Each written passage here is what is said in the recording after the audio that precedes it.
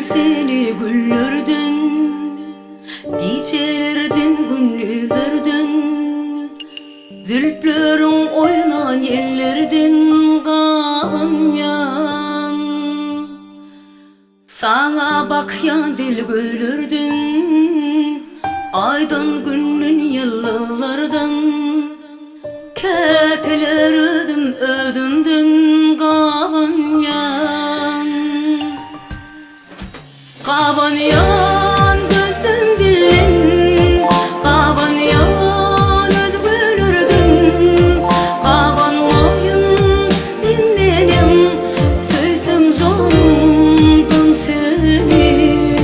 Kavanyan ödgülürdün, kavanyan götten dilin, kavanmayın dinlenim, söysem zorundun.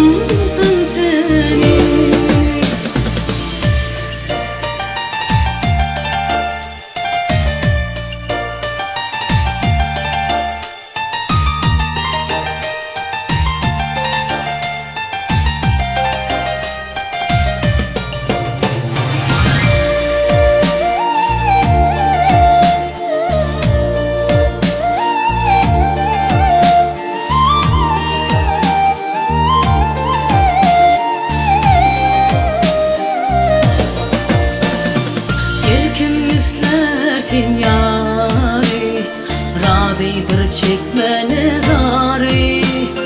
Düşse yüzüme saçın tari, yarım seni kavanyan.